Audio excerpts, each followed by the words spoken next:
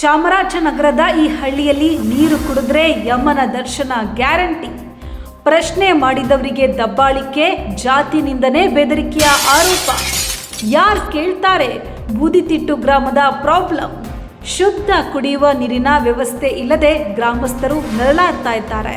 ಚಾಮರಾಜನಗರ ಜಿಲ್ಲೆಯ ಮದ್ದೂರು ಗ್ರಾಮ ಪಂಚಾಯಿತಿ ವ್ಯಾಪ್ತಿಯ ಬೂದಿತಿಟ್ಟು ಗ್ರಾಮದಲ್ಲಿ ನೀರು ವಿಷವಾಗಿದೆ.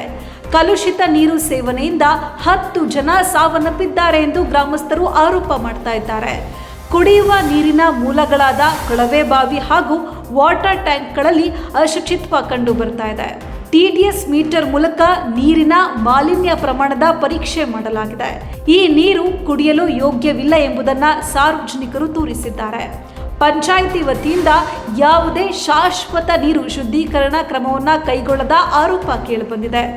ಕುಡಿಯುವ ನೀರಿನ ಸಮಸ್ಯೆ ಬಗ್ಗೆ ಪ್ರಶ್ನಿಸಿದರೆ ಅಧಿಕಾರಿಗಳಿಂದ ನಿರ್ಲಕ್ಷ್ಯ ಮಾಡಲಾಗ್ತಾ ಇದೆ. ಮದ್ದೂರು ಗ್ರಾಮ ಪಂಚಾಯಿತಿ ಅಭಿವೃದ್ಧಿ ಅಧಿಕಾರಿ ನಟರಾಜ್ ವಿರುದ್ಧ ಗ್ರಾಮಸ್ಥರು ಭಾರಿ ಆಕ್ರೋಶವನ್ನು ವ್ಯಕ್ತಪಡಿಸ್ತಾ ಇದ್ದಾರೆ.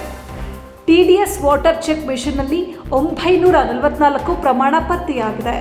TDS ಪ್ರಮಾಣ 150 ಇದ್ದರೆ ಮಾತ್ರ ಕುಡಿಯೋದಕ್ಕೆ ನೀರು ಯೋಗ್ಯ ಅಂತ ಹೇಳಿ. ಈ ನೀರನ್ನು ಕುಡಿದ್ರೆ ಕಿಡ್ನಿ ಸಮಸ್ಯೆ, ಕಿಡ್ನಿ ಸ್ಟೋನ್, ರಕ್ತದ ಒತ್ತಡ, ಹೊಟ್ಟೆ ನೋವು ಕಾಣಿಸ್ಕೊಳ್ಳೋದು ಗ್ಯಾರಂಟಿ.